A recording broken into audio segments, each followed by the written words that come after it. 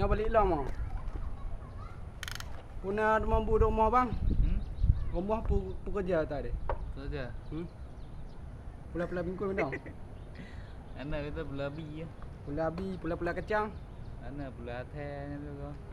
Berarti yang kadang manuk okey mana ke bukai. Anak. Baik apa gadang. Ni kau kan jeki dia. Yang cekik kau dia. Gedak ni ada. Mabuk malam, cuma mana kena tak. Jenda-jenda ino mah dia cu. Salim. Apa pegah apa? Di belakang selama kami di sini cuma satu orang lewat. Oh, Ada terong-terong. YouTuber enggak ada kerjaan kita. Apa-apa liput kita.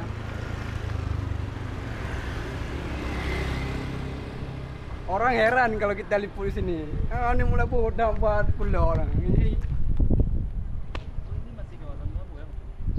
dulunya sih Melabur, kalau sekarang sih bukan Melabur. Sudah jadi Melabu. Udah jadi wajah timur mungkin lah. Mula-mula barat ni. Oh, awakkah yang kalau ni api? Hendak tahu kalau api tak ada pegang. Pak tinggal. Gedap pak oi. Orang mana? Orang lewat belakang. Nampak lewat nampak nampak orang komplit mata kerja bergerak tang lewat. Oh, hidung ni. Oh, mana? Tak yo. Hidung dekat dekat buk gerak buat orang komplit. Kadang ya haji kena nampak. Nyambang. Nya lembang pu bang. Lembang pu. Nah, Lembang pu. kitab tauhid. Ada lembang isi ada nama ada lagi je. Itu yang lambang isi tu. Ini insert ni. Insert siang. Informasi seputar selebriti kan. Nak kerja lah bang. Awak kabak nonton vlog kamu tu. Bak nonton tak komplit mandung tu. Karena imon roy nonton vlog kamu yang kali lu tekek lah. Bangnya lah. Bak tekek lah gubau dukun hampulik. Padahal dukunnya ada tukang tempat ha. Mahir dukun maka mau pernah berdoa. Lagi awak duk dah ada dalam video. Duk ni jalan kecap pak bang lah. Oh gak dia non. Padahal buta aja. Mungkin lah dong-dong dan bini anak. Punya anak tauhid nah lagi bang. Banyak ni tauhid. Di kampung amal nah bang tauhid tertahunan. Aku pergi ke bajai bang yo. Hai bajai ke belah cik mapah nah lagi bang tauhid nah. Hai bang tauhid cedera haji. Lon nak cik cedera makan tauhid nah.